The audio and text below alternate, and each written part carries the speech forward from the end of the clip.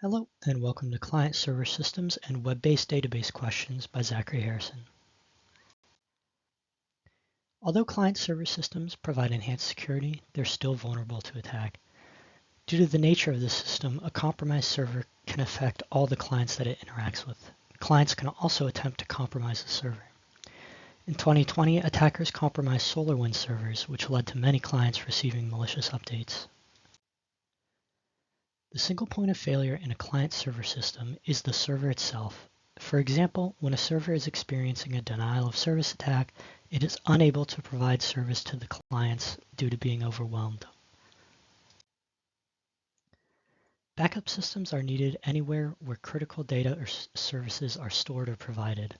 Well-designed backup systems should be able to take over when the primary fails within a negligible amount of time.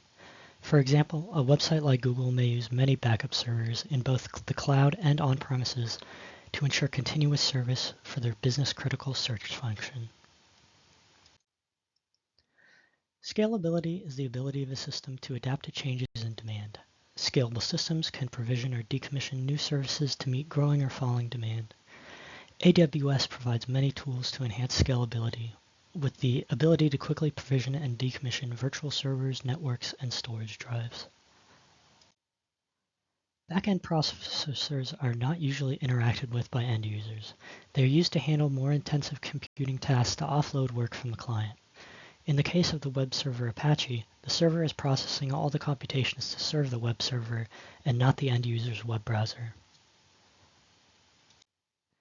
Front-end processors are directly used by end users and provide an interface with which to access back-end services. Application programming interfaces serve as a bridge between front and back-end systems.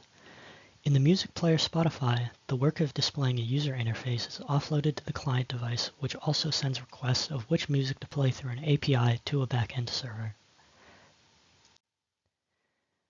Document sharing services such as Google Docs and Microsoft SharePoint allow real-time edits and collaboration on documents in an easy-to-use manner. I personally use SharePoint at work to work with my coworkers on status reports and updates.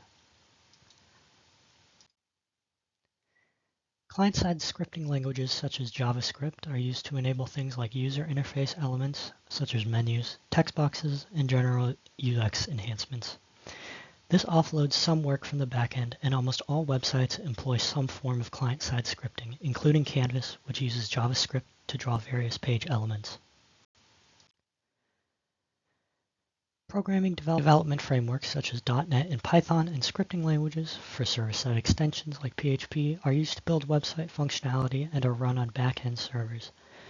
They can be used to do things like access databases, run web services and applications, and other intensive tasks. I've personally used PHP to enable MySQL database functionality and code applications for assignments in a separate course.